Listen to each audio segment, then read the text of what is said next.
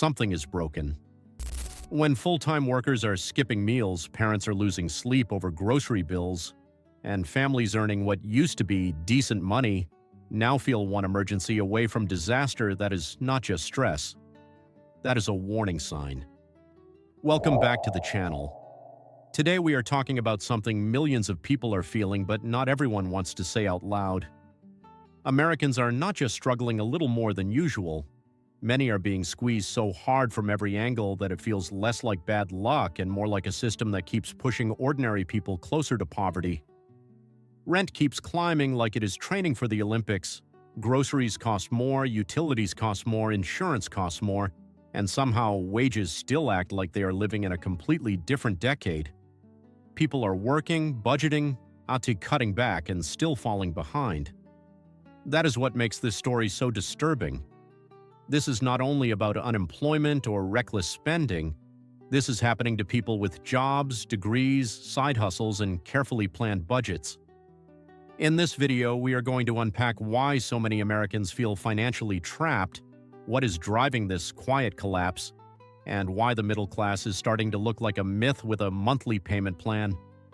Stay with us until the end, because once you see how all these pieces fit together, the bigger picture becomes impossible to ignore. Before we continue, don't forget to like, subscribe, and turn on notification. Americans are being forced into poverty. Sounds dramatic until you look around and realize the drama is already on the street, in the checkout line, in the rent portal, and in the quiet sigh people let out before opening another bill. The problem is not that millions of people suddenly forgot how to budget. The problem is that the math has turned hostile. Even with the official U.S. poverty rate falling to 10.6% in 2024, that still meant 35.9 million people in poverty, while the broader pressure on working households remained intense. Real median household income in 2024 was $83,730, basically unchanged from 2023 after inflation, which is a polite statistical way of saying a lot of people are running hard without really moving. That is why so many Americans feel like they are being pushed, not simply struggling. On paper, the headlines can sound almost reassuring. Poverty dipped a little. Real hourly earnings rose some. Inflation is no longer behaving like it drank 6 energy drinks before sunrise. But daily life does not happen on paper. Daily life happens when your paycheck arrives and vanishes like a magician doing a budget-themed performance. Rent reaches in first, utilities follow, groceries take their bite, insurance shows up wearing a tie and pretending it is reasonable. Then debt strolls in like it owns the place, which, to be fair, increasingly it does. The deepest frustration is that this squeeze is not only hitting people on the margins, it is hitting the people who were told they were safe, the full-time worker, the married couple with children, the parent with a side hustle, the person who switched from takeout to meal prep, from brand names to store brands, from weekend trips to scrolling through other people's vacations online like a spectator at a luxury zoo. America has created a strange economy where being responsible is still recommended, but increasingly not sufficient. Budgeting matters, yes. Financial discipline matters, yes. But when the cost of basic existence keeps rising faster than your sense of optimism, the issue is no longer just personal habits. It is structural pressure dressed up as individual failure. Take housing, the heavyweight champion of monthly stress. Harvard's Joint Center for Housing Studies reported that 22.7 million renter households, or 49% of all renters, were cost-burdened in 2024, meaning they spent more than 30% of income on housing.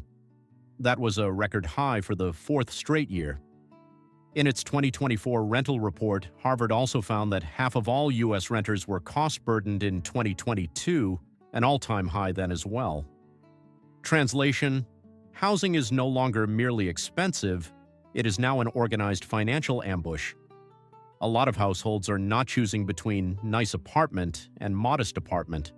They are choosing between rent and breathing room, between staying housed and staying sane. And housing has a cruel sense of humor. It does not just consume income, it multiplies every other problem. When rent is too high, people save less. When they save less, emergencies hit harder.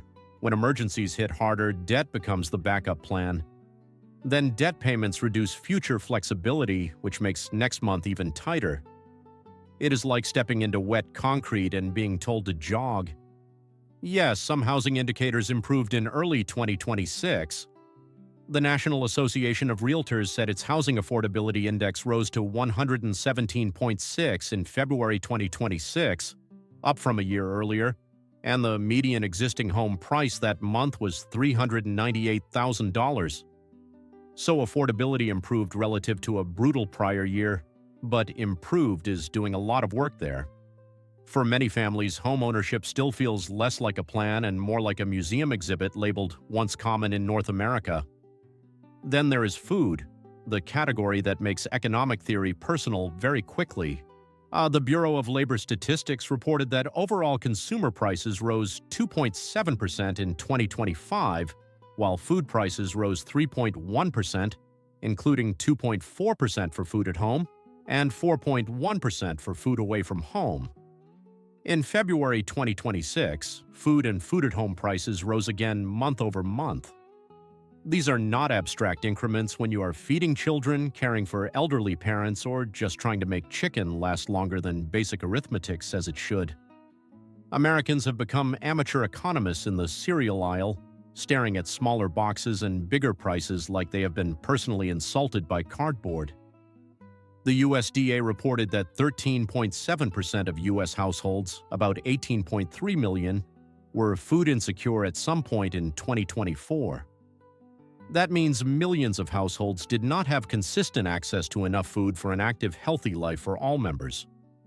In a rich country, that number should trigger national embarrassment. Instead, it often gets folded into the background noise, as if families cutting portions, skipping meals, or stretching groceries until the refrigerator becomes a minimalist art installation is just another lifestyle adjustment. It is not. It is a sign that many households are living with too little margin and too much volatility. Now add debt, because apparently the modern American survival kit includes a credit card and a prayer. The New York Fed reported that total household debt hit $18.8 trillion at the end of 2025, up $191 billion in the quarter, and up $4.6 trillion since the end of 2019. Mortgage balances reached $13.17 trillion, credit card balances hit $1.28 trillion, auto loans $1.67 trillion, and student loans $1.66 trillion. And those numbers are enormous enough to feel almost fictional, but the lived reality is very familiar. People are borrowing to stay afloat, then drowning more elegantly in monthly payments. And this is where the phrase "forced into poverty" begins to make uncomfortable sense.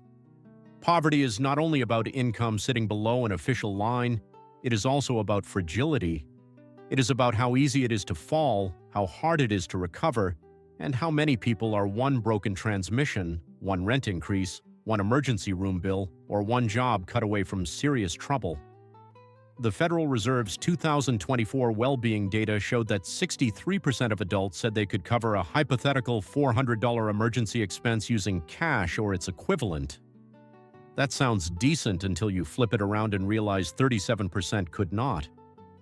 More strikingly, only 48% said they could cover a $2,000 expense using savings. In other words, millions of people are not standing on solid ground. They are balanced on folding chairs. Healthcare makes the trap even meaner. KFF reported in January 2026 that about half of U.S. adults said they would not be able to pay an unexpected out-of-pocket medical bill of $500 without going into debt or otherwise struggling. KFF has also estimated that Americans owe at least $220 billion in medical debt, with about 14 million adults owing more than $1,000 and about 3 million owing more than $10,000.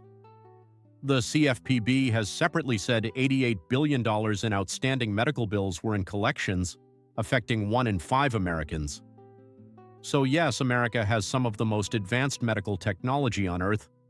It also has a billing culture that can make a routine health scare feel like a financial mugging with paperwork. To make things even more absurd, people are often blamed for the very survival strategies the system pushes them into.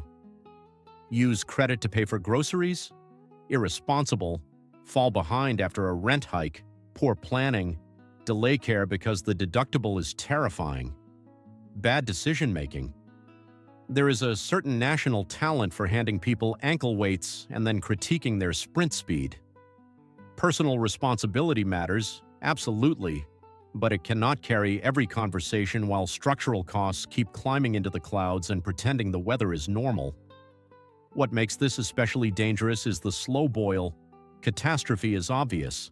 Slow financial erosion is sneakier. A family does not wake up one morning and announce, "Excellent, today we begin our descent into precarity." It happens in layers. Savings stop growing. Credit card balances stop getting paid in full. Small repairs get postponed. Healthy food gets swapped for cheaper filler. Insurance gets trimmed. Dental visits get delayed. Vacations disappear. Then joy starts getting cut from the budget too, which may not show up in government spreadsheets, but anyone who has lived through it knows it is real. Poverty is not always a cliff. Sometimes it is a staircase going down so gradually you do not notice until the light is worse, and the emotional toll matters. Constant financial pressure does something to people. It shortens patience, steals sleep, strains marriages, and turns ordinary errands into psychological events. Buying groceries becomes a strategy game. Opening email becomes a risk. The future starts to feel less like a horizon and more like a bill due on Tuesday. Even when the macro data improves slightly, the body remembers instability. Households that have been bruised by inflation, layoffs, higher borrowing costs, and recurring monthly shocks do not suddenly relax because one chart got less ugly. They remain cautious because caution is what happens when optimism has been mugged a few times. None of this means Americans are powerless, but it does mean the conversation has to be honest. Telling people to just budget better in an economy like this is like handing someone an umbrella in a hurricane and calling it infrastructure. Helpful, maybe. Sufficient, absolutely not. Real protection for households comes from a mix of personal tactics and broader policy conditions. On the personal side, the basics still matter. Knowing exactly where money goes, cutting high-interest debt as aggressively as possible, maintaining even a small emergency cushion, shopping insurance, resisting lifestyle inflation when income rises, and avoiding financial products that solve today's problem by detonating next month. Those habits will not fix the whole machine, but they can reduce how brutally it crushes you when it stutters. That part is worth saying clearly. Still, we should not pretend the burden belongs only to individuals. When nearly half of renters are cost-burdened, when household debt is at a record, when food insecurity affects 18.3 million households, and when millions cannot easily absorb a modest emergency, the issue is larger than bad choices by scattered individuals. It points to an economy where basic stability is becoming a premium feature, and that is the real scandal. So poverty in America is not only about the very bottom anymore, it is about the long, anxious stretch of households above the official poverty line who are technically functioning, socially presentable, and financially exhausted. So yes, the official rate says poverty is not swallowing the entire country. That part matters, and accuracy matters. But lived experience also matters. Millions of Americans are not hallucinating the squeeze. They are living it. They see prices that do not retreat much, housing costs that dominate their budget, wages that help but do not liberate, healthcare bills that threaten to sabotage recovery, and debt that keeps turning emergencies into long-term obligations. They are not being forced into poverty by one villain in a black cape. They are being pushed by accumulation, by policy gaps, by cost structures, by weak household margin, and by an economy that keeps demanding more from ordinary people while giving them less room to breathe. And maybe that is the most honest way to put it. Poverty in modern America is increasingly less about a single dramatic collapse and more about an endless squeeze. A squeeze so persistent that even people with jobs, even people with plans, even people who followed the rules can feel themselves sliding toward instability. That is why this issue hits such a nerve. It is not only about economics, it is about dignity. It is about whether hard work still creates breathing room, whether the middle class is still a destination instead of a memory, and whether ordinary life should really feel this financially violent. Until those questions have better answers, a lot of Americans will keep feeling exactly what this title says, not merely struggling, but being forced closer and closer to poverty.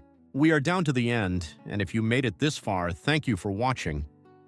What we talked about today is not just about money feeling tight.